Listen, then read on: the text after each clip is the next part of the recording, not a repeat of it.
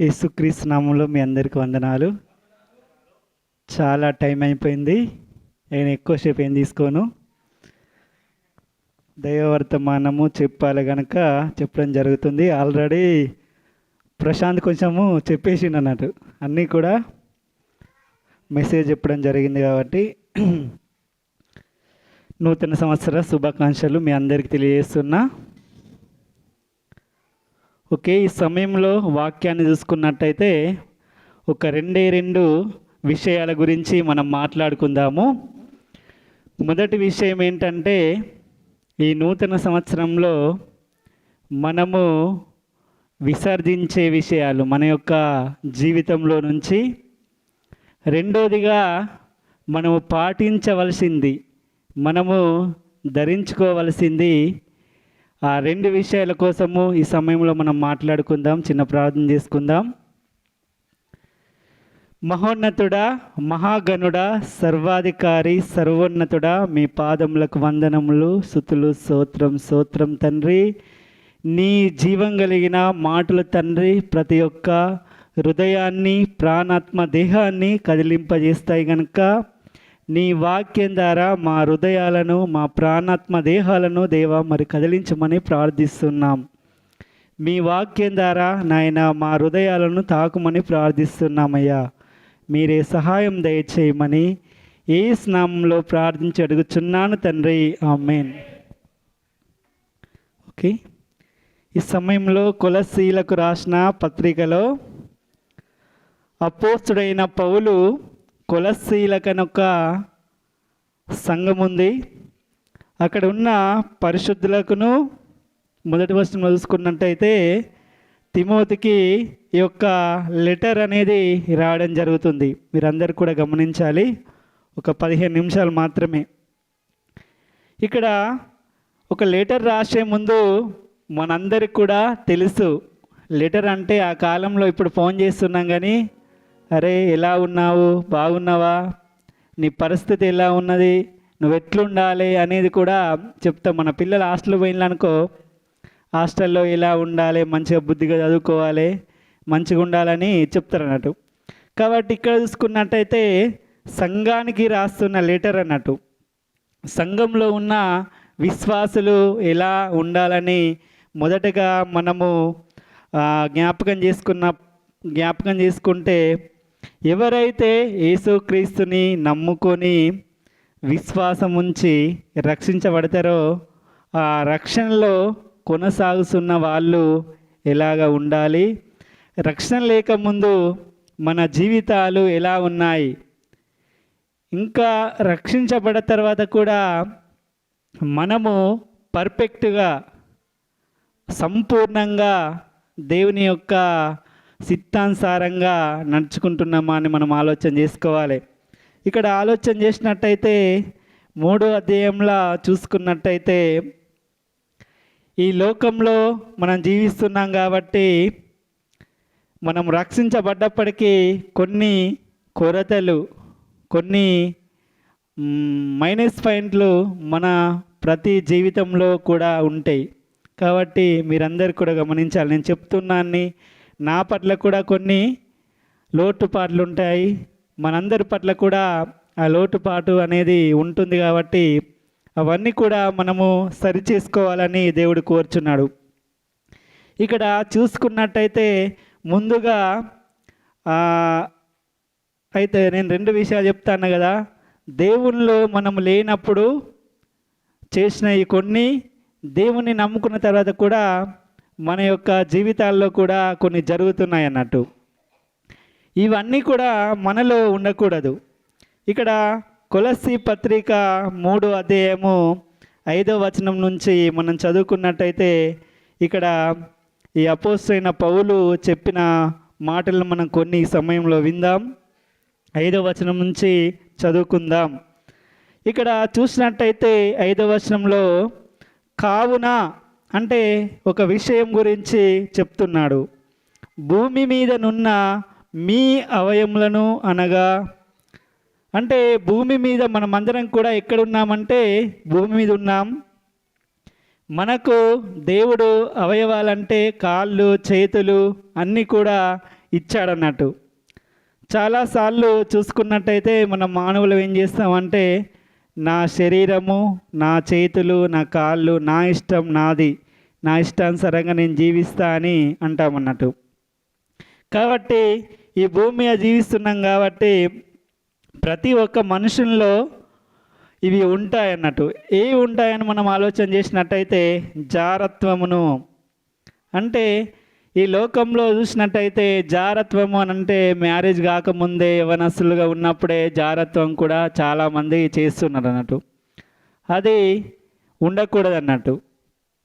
అదేవిధంగా చూసుకున్నట్టయితే అపవిత్రత, అంటే పరిశుద్ధంగా జీవించిన మనమే అపవిత్రులుగా జీవిస్తున్నాం, అది కూడా మనలో ఉండకూడదు. కామతురతను, అంటే కామం, మనం రక్షించబడ్డప్పటికీ దేవుల్లో జీవిస్తున్నప్పటికి కూడా మన యొక్క కామ కోరికలు అనేటివి మనము మార్చుకోలేకపోతున్నాం. చాలా మందిలో కూడా ఇవన్నీ కూడా ఉంటాయన్నట్టు. కాబట్టి ఇవన్నీ కూడా మనలో ఉండకూడదు. అదేవిధంగా ఇంకోటి దురాశ.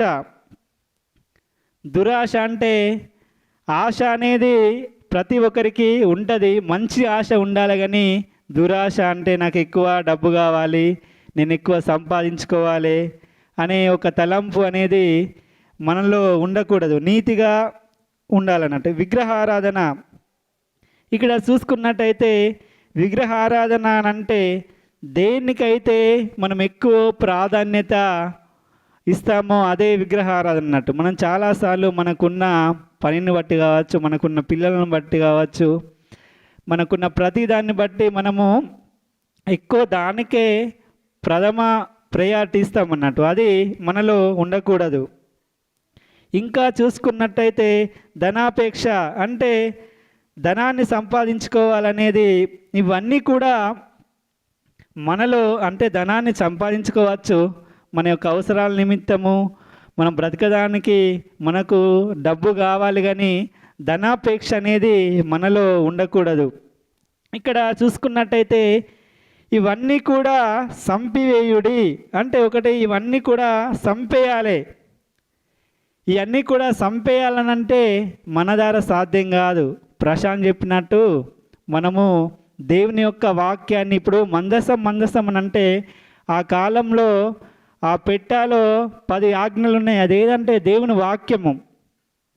ఇవన్నీ కూడా సంపేయాలంటే మన యొక్క జీవితంలో, మన యొక్క మనసులో దేవుని వాక్యాన్ని భద్రపరుచుకున్నప్పుడే ఇవన్నీ కూడా జయించగలుగుతాం.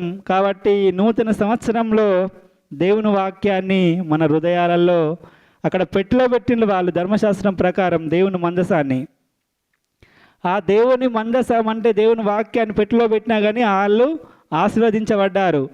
మనమందరం కూడా ఈ నూతన సంవత్సరంలో ఆశీర్వదించబడాలంటే దేవుని వాక్యాన్ని మన హృదయంలో ఉంచుకొని ఈ చెడుకు సంబంధించిన వాటినన్నిటిని కూడా వదిలేయాలి. అదేవిధంగా ఇంకా చూసుకున్నట్టయితే ఇవన్నీ మనలో ఉంటే మరి ఏం జరుగుతుంది? వాటి వలన దేవుని ఉగ్రత అవిధేయుల మీదికి వచ్చును. అంటే ఇవన్నీ మనలో ఉంటే దేవుని యొక్క కోపము, శాపం అనేది మన మీదికి రావడం జరుగుతుంది. పూర్వము వారి మధ్య జీవించినప్పుడు, పూర్వము వారి మధ్య అంటే వారెవరు? అన్యజనుల మధ్య జీవించినప్పుడు, పూర్వము అంటే మనము యేసు ప్రభుని నమ్ముకోక మునుపు వారి మధ్య జీవించినప్పుడు మీరు వీటిని అనుసరించి నడుచుకుంటిరి. మనం అన్నీ కూడా ఇవన్నీ చేసినామా, చేయలేదా? కాబట్టి పూర్వం మనం ఎలాగున్నామంటే వారి మధ్యలో ఉన్నాం, కానీ ఇప్పుడు దేవుడు మనందరినీ ఏర్పరచుకున్నాడు. కాబట్టి ఇక్కడ చూసినట్టయితే 8వ వచనంలో, ఇప్పుడైతే మీరు కోపము, ఆగ్రహము, దుష్టత్వము, దూషణ, మీ నోట బూతులను వీటన్నిటినీ విసర్జించుడి. ఒకటి మనం ముందుగా చదువుకున్నప్పుడైతే ఈ జారత్వము, అపవిత్రత, దురాశ, విగ్రహారాధన, ధనాపేక్ష చంపివేయాలి. ఇక్కడ ఒకటి చంపివేయాలి. ఇంకా రెండోదిగా చూసినట్టయితే ఈ కోపము, ఆగ్రహము, దుష్టత్వము, దూషణ, మీ నోట బూతులైనను వీటన్నిటినీ ఇక్కడ ఒకటి విసర్జించాలి. అంటే మన హృదయంలో నుంచి ఇవన్నీ కూడా విసర్జించాలి. మీరందరూ కూడా గమనించాలి. నేను తర్వాత అడుగుతా ఏమేం చెప్పింది అన్నది, మీరు అందరికీ గమనించాలి. ఒకటి చంపివేయాలి, రెండోది విసర్జించాలి. విసర్జించాలి, ఏమేమి విసర్జించాలి చెప్పండి మీరు. ఇంకా చంపివేసేటి ఏంటి? ఇంకా బైబిల్లో చూసి ఆయన చెప్పచ్చు, ఇక్కడ ఉంది కావచ్చు. ఓకే, ఇక్కడ ఇంకో విషయం కూడా మనము చూద్దాం. 9వ వచనంలో చూసుకున్నట్టయితే, ఒకనితో ఒకడు అబద్ధమాడకుడి, ఏలయనగా ప్రాచీన స్వభావమును దాని క్రియలతో కూడా మీరు పరిత్యజించి. ఇక్కడ చూసుకున్నట్టయితే ఏలయనగా ప్రాచీన స్వభావము. ప్రాచీనంటే పాత స్వభావము, దానిని క్రియలతో కూడా మీరు పరిత్యజించి. ఇక్కడ చూసుకున్నట్టయితే ప్రాచీన స్వభావము. ప్రణయ్, మొన్న బాప్టిజం తీసుకున్నావు కదా, నీ ప్రాచీన స్వభావాన్ని ఏం చేసినావు? విడాకులు ఇచ్చినావు. అక్కడ విడాకులు ఇచ్చిన తర్వాత, ఒక మ్యారేజ్ జరిగిన తర్వాత భార్యను విడాకులు ఇచ్చిన తర్వాత ఆ భార్యతో నీకేం సంబంధం ఉండదు అన్నట్టు. కాబట్టి మన పాత జీవితానికి మనం విడాకులు ఇచ్చిన తర్వాత మళ్ళీ నాకు ఆ భార్య కావాలంటే ఈ చట్టము ఈ అన్నీ ఒప్పుకోవచ్చు, ఒప్పుకోవు. కాబట్టి మనమందరం కూడా ప్రాచీన స్వభావాన్ని వదిలేశాం, అంటే పరిత్యజించి అంటే విడాకులు ఇచ్చామన్నట్టు. కాబట్టి ఇవన్నీ కూడా మనలో ఉండకూడదు. జ్ఞానమున కలుగు నిమిత్తము దానిని సృష్టించిన వాని పోలిక చొప్పున. అంటే మనమందరం కూడా ఇవన్నీ విసర్జించి మనము జ్ఞానం కలిగానంటే ఒక తెలివిగల్లోలంగా, తెలివిగల స్త్రీలుగా, తెలివిగల పురుషులుగా దానిని సృష్టించిన వాని అంటే దేవుని యొక్క పోలిక చొప్పున నూతన పరచబడుచున్న నవీన స్వభావమును ధరించుకొని ఉన్నారు. ఇక్కడ చూసుకున్నట్టయితే మనమందరం కూడా నూతన పరచబడి నవీన స్వభావాన్ని ధరించుకొని మనమందరం కూడా జీవిస్తున్నాం. ఈ నవీన స్వభావము, నూతన జీవితాన్ని మనం జీవిస్తున్న మనమందరం కూడా ఇంకా మనం ఎలా దేవునిలో ఉండాలని మనం ఆలోచన చేసినట్టే ఇవన్నీ కూడా వదిలేసినాం. కాబట్టి మనము స్వీకరించవలసిన విషయాలు కూడా కొన్ని ఉన్నాయి, మనం పాటించవలసిన విషయాలు కూడా కొన్ని ఉన్నాయి. ఇక్కడ 12వ వచనంలో చూసుకున్నట్టయితే, కాగా దేవుని చేత ఏర్పరచబడిన వారును పరిశుద్ధులను ప్రియులైన వారికి తగినట్టుగా మీరు జాలిగల మనసును, దయాలత్వమును, వినయమును, సాత్వికమును, దీర్ఘశాంతమును ధరించుకొనుడి. కాగా దేవుని చేత, మనమందరం కూడా దేవుని చేత ఏర్పరచబడిన ప్రజలము, పరిశుద్ధులను, ప్రియులైన వారికి తగినట్టుగా. అంటే పరిశుద్ధులను, ప్రియులైన వారికి, ఎవరైతే దేవుని యందు పరిశుద్ధులుగా దేవునికి ప్రియమైన వారుగా ఉన్నారో వాళ్ళందరికీ కూడా మనం కూడా తగినట్టుగా మీరు జాలిగల మనసు. జాలిగల మనసు అని అంటే ఎవరో కష్టంలో బాధలో ఉన్నప్పుడు మనము జాలి పడాలి. ఎవరికన్నా బాధ ఉన్నదంటే మనం కూడా వాళ్ళ బాధను మన మీద వేసుకోవాలి. కాబట్టి జాలి, దయాలత్వం అంటే దయచూపే వారంగా ఉండాలి. వినయము, దేవుని సన్నిధికి వచ్చినప్పుడు మనం వినయ విధేయత కలిగి భక్తిగా ఉండాలి. అదేవిధంగా చూసుకున్నైతే సాత్వికము అంటే సహనము, అంటే ఏ విషయానికి కూడా తొందరపడకూడదు. అదేవిధంగా దీర్ఘశాంతము అంటే తగ్గింపు కలిగిన శాంతాన్ని, ఇవన్నీ కూడా మనం ధరించుకోవలసిన విషయాలు ఏంటి అంటే, ఒకటి జాలిగల మనసు, దయాళత్వం, రెండు వినయము, సాత్వికము, దీర్ఘశాంతం అనేది ఈ నూతన సంవత్సరంలో మనము ధరించుకోవాలని దేవుడు కోరుచున్నాడు. ఇంకా చూసుకున్నట్టయితే, ఎవడైనను తనకు హాని చేసినని ఒకడు అనుకొని ఎడల ఒకరినొకడు సహించుకొని ఒకరినొకడు క్షమించుడి అని అంటే, మనకు ఎవరైనా హాని చేసినా మనం క్షమించగలిగిన మనసు మనకుండాలి. వీటన్నిటిపైన పరిపూర్ణతకు అనుబంధమైన ప్రేమను ధరించుకొనుడి. ఇవన్నిటికీ కలిగిన పరిపూర్ణతకు అనంటే మనము రూపాంతరము, పరిపూర్ణత మనలో రావాలి. ఇవన్నిటికీ ఇక్కడ చూసుకున్నైతే పరిపూర్ణత అనంటే పూర్తిగా మనం దేవునిలో నీతిగా జీవించినప్పుడు అనుబంధమైన ప్రేమను ధరించుకొనుడి అంటే మనం అన్నిటికీ ఇవన్నీ కూడా ధరించుకున్నప్పుడు ఆ సమాధానమైన బంధము మనలో ఉంటుంది. క్రీస్తు అనుగ్రహించు సమాధానము మీ హృదయములలో ఏలనీయుడి. ఇందుకొరకే మీరొక్క శరీరముగా పిలువబడితిరి. మనందరినీ కూడా ఒకే శరీరముగా పిలువబడ్డాం కాబట్టి మనమందరం కూడా ఐక్యత కలిగి ఈ నూతన సంవత్సరంలో ఉండాలని దేవుడు కోరుచున్నాడు. మరియు కృతజ్ఞులై ఉండుడి.